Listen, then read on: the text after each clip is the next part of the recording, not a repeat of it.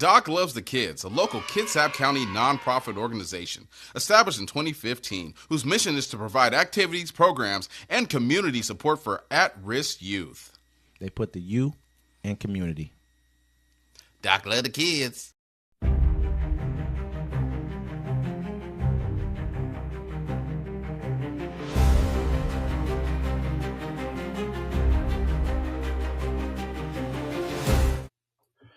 Welcome to Uncommon Courtesy, where we give you the courtesy of conversation that's uncommonly spoke of. I'm D-Mac. I'm Wesley. And this is the show. Hey, don't forget to like, comment, subscribe. Don't forget to catch us on our other shows, Plays and Parlays, Civil Discourse, UFC with LT, and The Friday Fix. Welcome back, Senior Wesley. Hey, welcome back, man. It's good to see you, bro. It's good to be back. Very good to be back.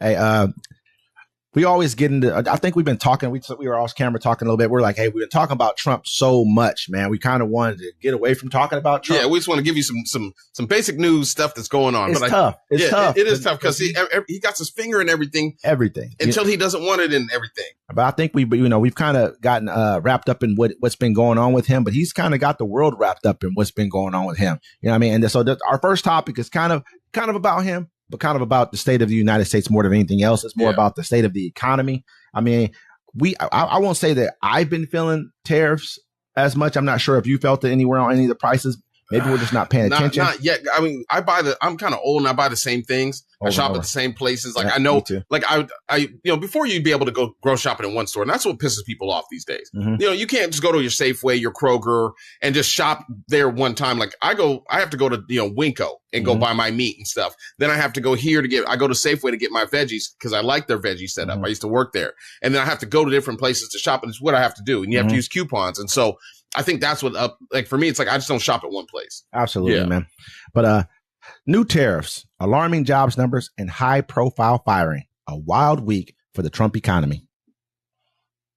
Trump's putting the squeeze on businesses and consumers while bringing in billions of dollars for the United States government.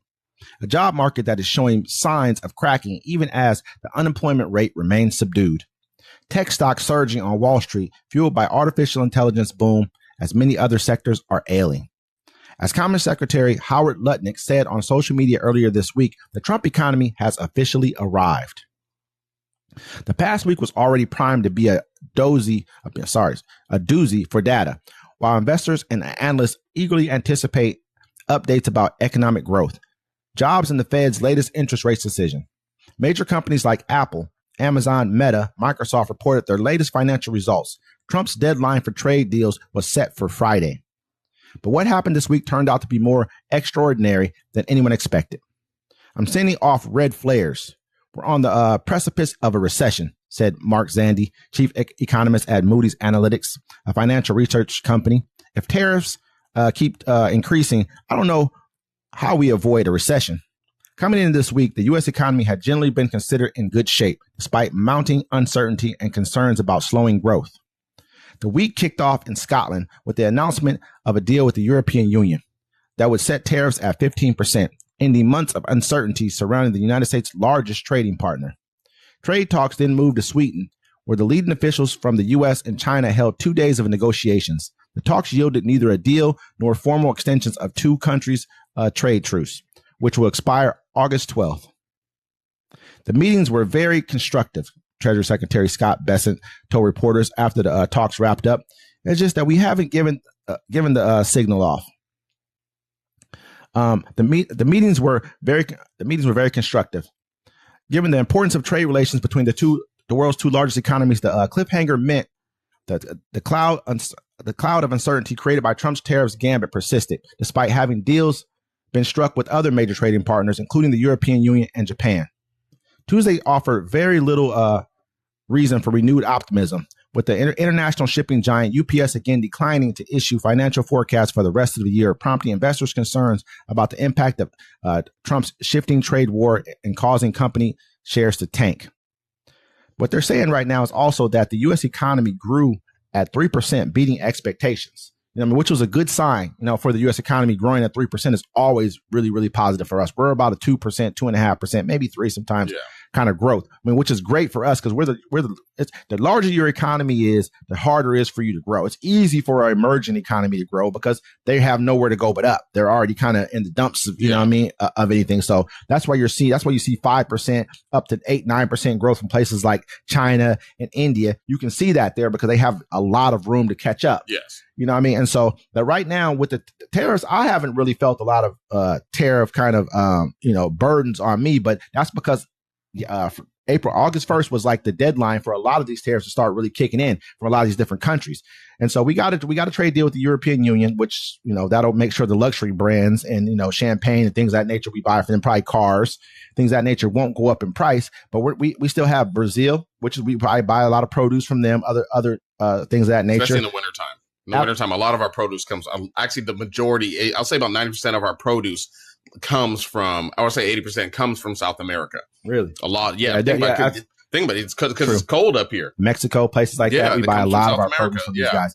And at the same time, we have these jobs numbers that have just, that have been abysmal. I mean, you got Trump coming out saying he's going to fire, the person who collects the jobs numbers, the analyst, because a simple fact that he didn't like the numbers. He said, this is a Biden appointee. Let me go ahead and fire him. This is unprecedented what he's doing right now. You're basically putting the fix in. It's like you're trying to fire a teacher because she gave you a bad grade. But the truth is, because they said analogy. In May, at first it said 144,000 jobs were created, right? They revised that to only 19,000. And then in June, they said 147,000 jobs were created. Then they revised that to 14,000. But they said layoffs in America have hit about 800,000 people have been laid off in America.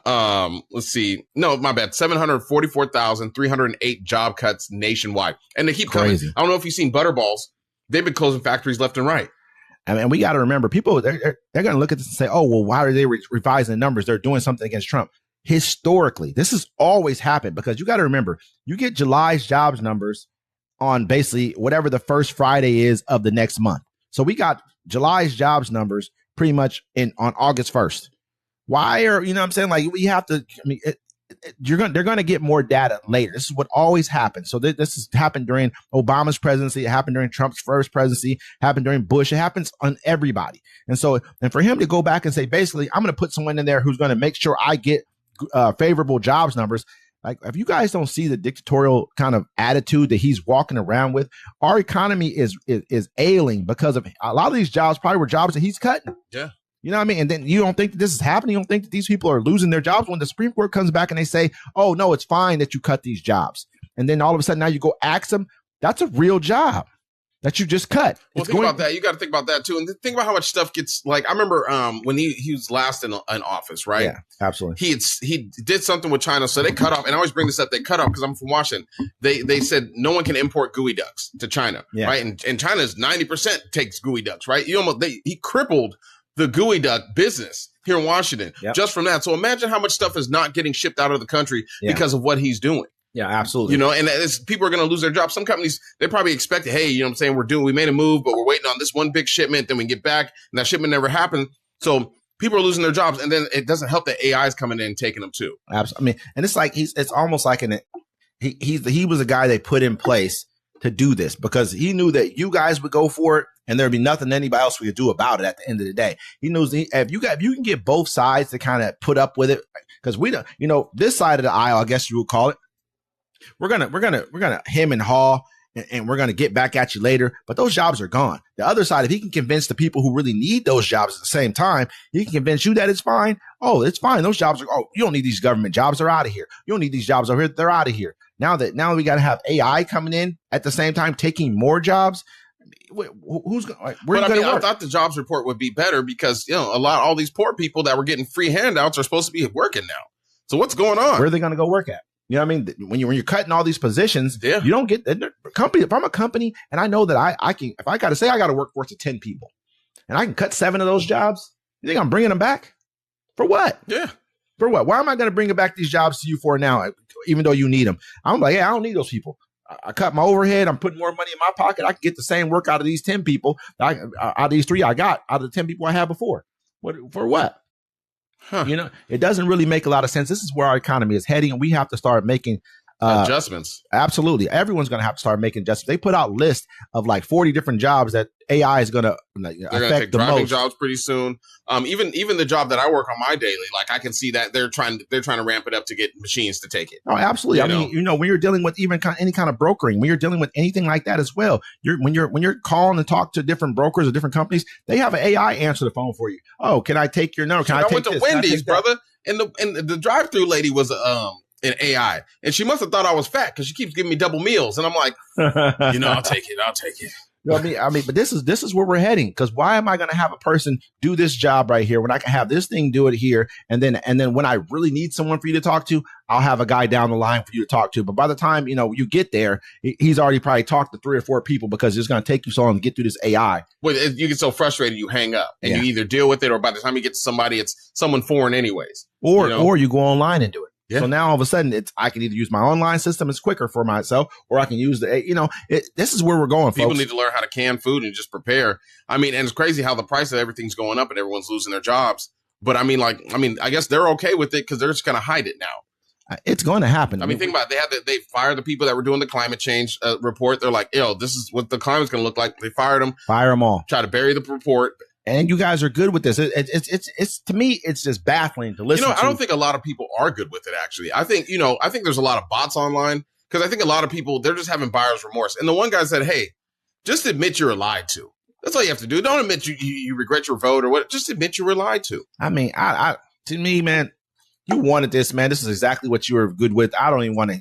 You can say I was lied to, whatever you want. But if you fail for this, it's an issue. And I can't say that I just look at Trump, everything's like horrible about him. I'm not going to say that. There's things that are good about Trump. I mean, I think some of his we'll see where he pans out with them. Some of his foreign policy issues are good. I mean, okay, he's trying to take a tougher stance on Russia, not seeing any actual doing. He said first president to stand up against Israel and say something. Yeah, I mean, but he's still allowing a genocide. But I mean, there is some kind of movement when he's talking about I'm going to send in food. There is something going on. Yeah. There's something cooking more than just we're Zionist.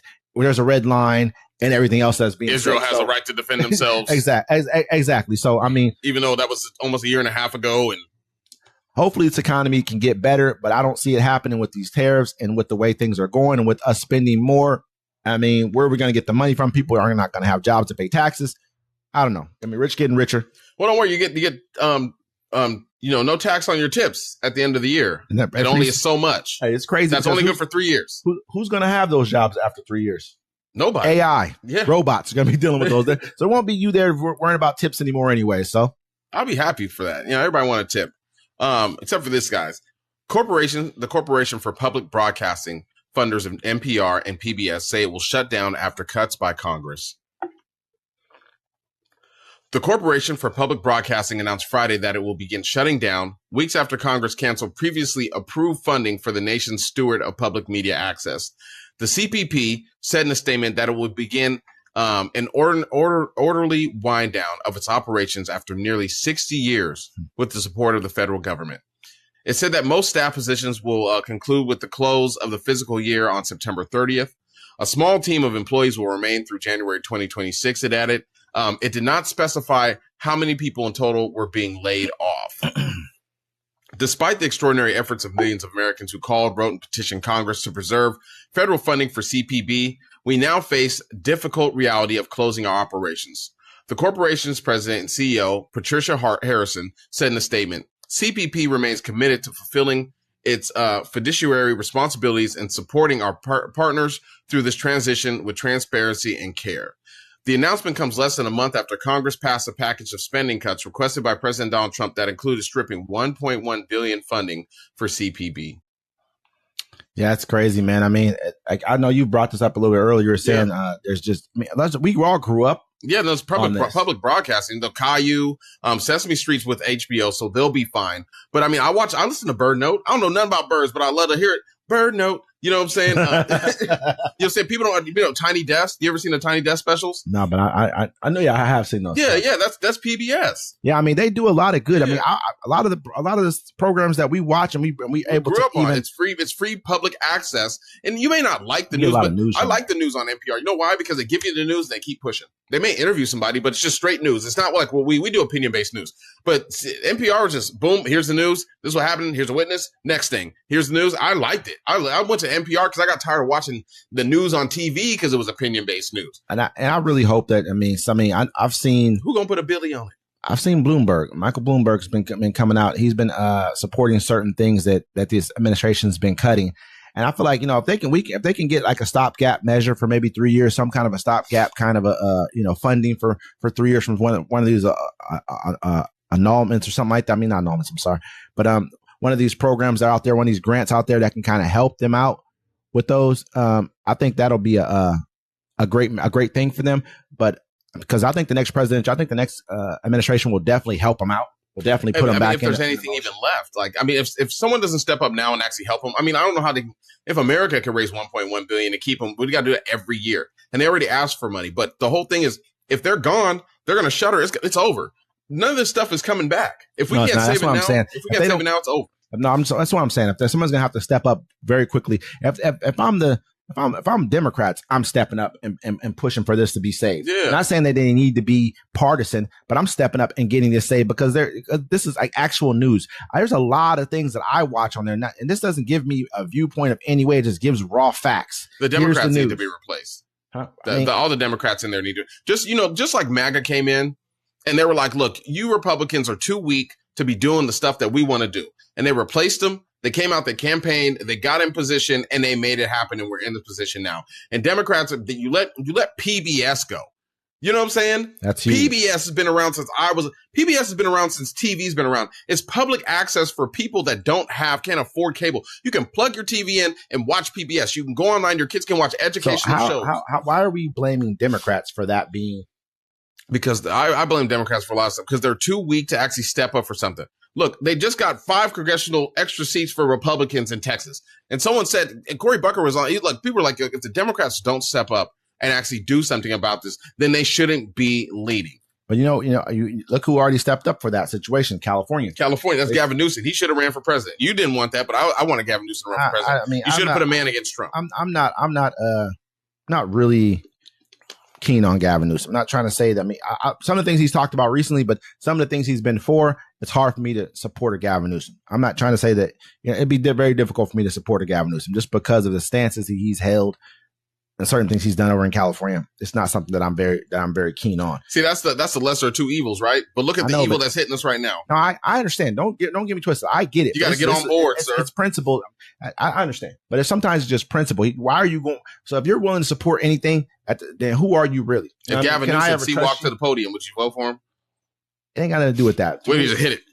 You just hit it cold. Hit it. Stop. Swipe it. Get back up. LA, baby. Hey. Trump says he's deploying 2 nuclear subs after a highly provocative statement from Russia's Dmitry Medvedev. President Donald Trump said Friday that he has ordered the deployment of 2 U.S. nuclear submarines in response to what he called highly provocative statements from former Russian President Dmitry Medvedev and about Russia's nuclear capabilities. Based on the highly provocative statements of the former president of Russia, Dmitry Medvedev, who is now the deputy chairman of Security Council of the Russian Federation, I have ordered 2 nuclear submarines to be positioned in appropriate regions, just in case these foolish and inflammatory statements are more than just that, Trump wrote in a post on Truth Social. Trump added, words are very important and can often lead to unintended consequences. I hope this will not be one of those instances. Thank you for your attention to this matter. Tensions between the U.S. and Russia have escalated this week as Trump and Medvedev have exchanged threatening statements. Trump doubled down on the move later in the day, telling reporters as he departed the White House that he had ordered 2 submarines as a safety precaution. Well, we had to do that. We just have to be careful. And the threat was made, and we didn't think it was appropriate. So I have to be careful. So I do that on the basis of safety for our people, Trump said when asked about the deployment. A threat was made by a former president of Russia, and we're going to protect our people. The Russian embassy in Washington, D.C. did not immediately respond to requests for comment about the remark on Friday. In another post Friday, Trump spoke about the Russian and Ukrainian death tolls during the conflict and reiterated that it's war that should have never happened. This is Biden's war, not Trump's war. I'm just here to see if I can stop it. The president pointed comment at Medvedev appeared to be in response to the Russian official's Telegram post on Thursday, in which he wrote that Trump should revisit his favorite movies about the living dead and just how dangerous the mythical dead hand can be. Russia's so-called dead hand system is a secret automatic or semi-automatic nuclear weapons control system developed by the Soviet Union during the Cold War. Medvedev's post seemed to respond to a Trump's Truth Social post earlier in the day that he said he doesn't care if India and Russia take their dead economies down together. Tell Medvedev, the failed former president of Russia who thinks he's still president, to watch his words. He's entering very dangerous territory, Trump wrote. Yeah, and then so Trump wrote this on Truth Social. He said, based on the highly provocative statements of the former president of Russia, Dmitry Medvedev, who is now the deputy chairman of Security Council of the Russian Federation, I've ordered 2 nuclear submarines to be positioned in the appropriate regions, just in case these foolish and inflammatory statements are more than just that. Words are very important and can often lead to unintended consequences. Hope this will not be one of those instances. Thank you for your attention to this matter. Now check this out. Russia threatens us with nukes attack all the time. We report the news. We see it so much. It's kind of like your dad when he gets drunk and he says he's going to leave your mom, but he doesn't. And after like the 8th time, you're kind of like, yeah, whatever, dude. It's the same thing. It's the same thing. Happens all the time. This is the deflection from the jobs report because it's not working. Yep. The jobs report. I mean, he fired. Another deflection was firing the person. Yeah. This is another deflection from Epstein at the same time. Oh, put nukes out there. Oh, put everybody on basically on edge. The submarines carry the nukes. People don't understand. Look, I live next to a submarine base. You know what I'm saying? We have enough nukes on this base to blow up the world 7 times over. It's fine. I can tell people that. It's known. You can look it up. 7 times over. Every time a submarine leaves, it's a nuclear submarine. They have nukes in them. So he just moved the subs. He's just making it seem like, oh, look, and I put these nukes in the place. So this, no, he just did over it. Over words, man. And really, you're raising tensions for nothing. Yeah. You're raising tensions over a situation. They're already at war. Russia flies. They do fly their bombers hella close to Alaska where they got scrambled jets all the time. Mm-hmm. All the time. But you never hear about that, right? It's news. It happens all the time. Because Russia's right there next to Alaska. It used to be Russia. But yeah, they fly the jets right by there. We scramble jets all the time. It happens. You know what I'm saying? But yeah, he's just doing this to deflect, but it's not working. People are like, yeah, what's that got to do with you touching little kids? And I think a lot of that is just distraction in my eyes. Like, hey, I said this already, man. He'll start a war or be involved in it. I don't even feel like Trump is a warmonger. I don't feel like he is. I mean, I watch a lot of things happen. If he really wanted to go to war, we could have been at war on several different occasions. I think he does things that he knows he can get away with. Well, remember the time, I always bring this up, the time he attacked Iran, he did something to him. I think he killed somebody, but then they bombed one of our bases over there and he was like, whoa. Soleimani. Yeah. It was customs. And then he backed down. He backed down, especially when Russia was using the bounties and they were hunting our soldiers. He backed down. I don't think he really war is not good. I mean, it's good for certain stocks. It's good for companies. Don't get me wrong, especially if you're investing in those companies, but it's not good for business. I think Trump would send us to war to stop everything. Remember, we bombed Iran because he thought that would stop the Epstein stuff and it didn't. I mean, that's what I'm saying. To stop the Epstein thing, I think he's willing to do anything. I think this is one of those situations. There's really no reason for us to escalate tensions between Russia right now. There's really not. It doesn't really make a lot of sense. If a person's at war, they're tense right now. They're ready. It's trigger. You know what I'm saying? It's like hairpin trigger. You know what I'm saying? Yeah. Like that's how they're feeling right now over there. So why are we sitting here antagonizing them by sending nuclear submarines into different regions or positioning them? So now we can take their already war, readiness and be pointed over at us. Not saying they can beat us. I don't have any doubts that we would handle them, easily. But that's not the point. Right now is not the time to be sitting here playing word jostling with someone who isn't even the boss over there. It'd be different if it was Putin saying all this stuff. This dude ain't even the boss. He ain't even second in control. He's like in charge. He's like a cabinet member somewhere. He doesn't have any power, but you're going to scramble submarines, nuclear submarines, and put them in positions right now. Like you're ready for war, for our country to go to an actual war over words. That's just weird to me. Yeah, No, I mean, and it's gonna be more escalated too. I mean, there's a lot of stuff going on behind the scenes, but also, folks, we're gonna leave you with this. Should Congress be banned from trading stocks? Should members of Congress who regularly get briefings on major global developments before the public hears about them be legally permitted to trade individual stocks? Or should that kind of insider knowledge come with restrictions on their ability to invest? Americans who take the latter position may be happy to learn that a key Senate committee has narrowly voted to send legislation prohibiting federal lawmakers from buying, selling, and owning individual stocks to the full Senate for a vote. The Senate Homeland Security and Governmental Affairs Committee on Wednesday voted 8-7 to send the bill to the floor for a vote. All Democrats voted in favor. All Republicans, except for John Hawley of Missouri, voted against. Before doing so, the panel made the legislations also apply to the next president and vice president, effectively a carve-out for President Donald Trump, and they changed the name of the measure. Hawley, the bill's original author, had cheekily introduced it as the preventing election leaders from owning security and investments, Pelosi, and a nod to the GOP accusations that Democrat Rep. Nancy Pelosi's husband, extensive trading relied on insider information. No evidence has emerged to support the allegations. But I think none of them should be able to trade stocks. I think this is Josh Hawley. It was an actual, a really, really big name in the Republican Party for a while now. He was one of the people who were looked at as like one of the next big things out of the Republican Party. He's kind of petered out. He was the guy who was there, who walked out of the Capitol building and waved his hand with the fist, and then got in the car and got driven off before they flooded the building. Yeah. He was that guy. But Josh Hawley is a Republican out of Missouri. He's the one who authored this bill, and he was getting into it when they had the panel, like I guess it was 15 of them right there. When they had the Senate panel, they were just talking about it. He got into it with Langford, and I think he got into it with Scott of Florida. Scott of Florida. I mean, Hawley was like, "Hey, I'm not a billionaire up here. This, that, and the third. I sold all my stuff before I became a senator. I got rid of all that." And he had Scott, who's a Florida senator. He said basically, he was like, "Hey, you know what? Why are we begrudging wealth?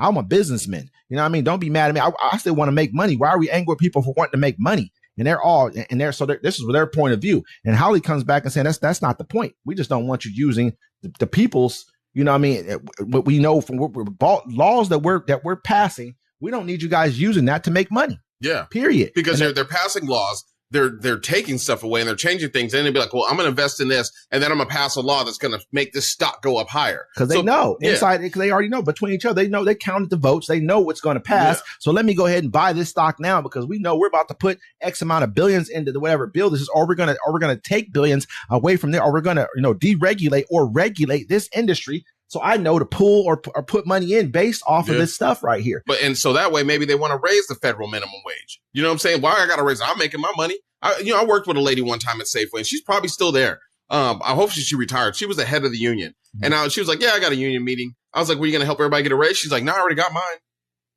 I don't care about nobody else. I was like, damn. That was a tough one right there. Yeah, I was like, damn, she said that.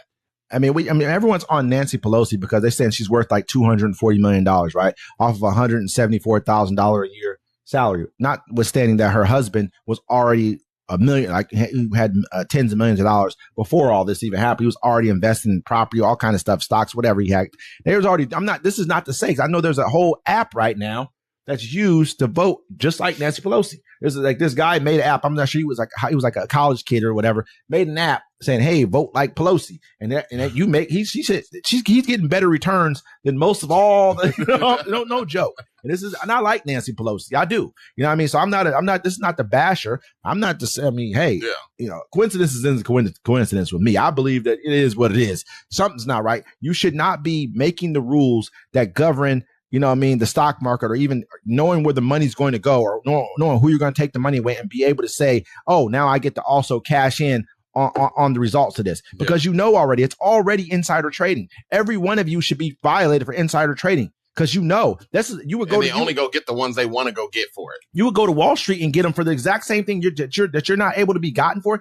Scott, man, you should have heard him, bro. It was like this dude. He's basically admitting to what he's doing. I'm not doing any insider trading. You are. Yeah. There's no way that you cannot be, because you know what's going to happen. But remember when the Americans tried to do it? Remember the GameStop stuff, folks? Remember when the game? Do you remember that? Yep. And then they shut down the apps. They're like, "Oh, y'all can't do that." When we do it, it's bad. You know what I'm saying? And that's not even insider trading. That was just basically us saying, you know what? We're all going to push this stock up. That's not insider trading. There's nothing wrong with that. That's not. If me and 20 of my friends would say, hey, let's all invest in this stock. That's not to say, or let's all short this stock right here. Yeah. That's not insider trading. That's just not.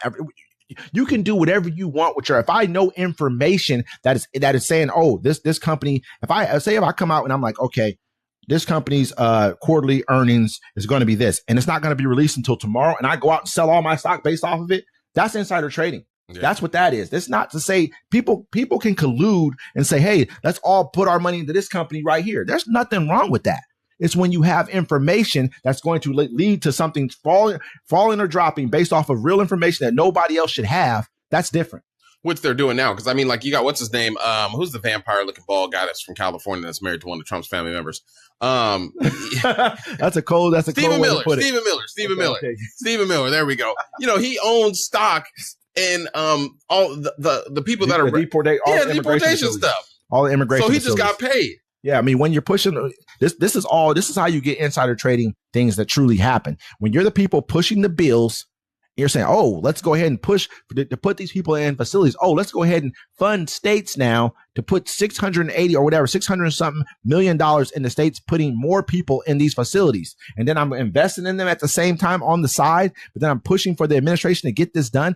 That's what you call insider trading, man. Yeah. That's exactly what that is. So let's hope that this passes, but we just saw a kind of a blueprint of what's going to happen. 8-7 with all Republicans voting against it, except one. They really had an 8-7 vote the other way. If you look at it, they really did. And then one Republican votes with the 7 other Democrats to give them 8-7. What's going to happen in the Senate? The Democrats don't have a majority in the Senate. Even if 2 or 3 Republicans act like they want to be chivalrous and say, I'm going to vote against this like they always do, they'll grab a few of you guys. Hey, you're always against this kind of stuff. You go ahead and vote with them. But let it be 50-50. Then what? You bring in J.D. Vance, 51-50, and it just so happens to fail. We tried, you guys.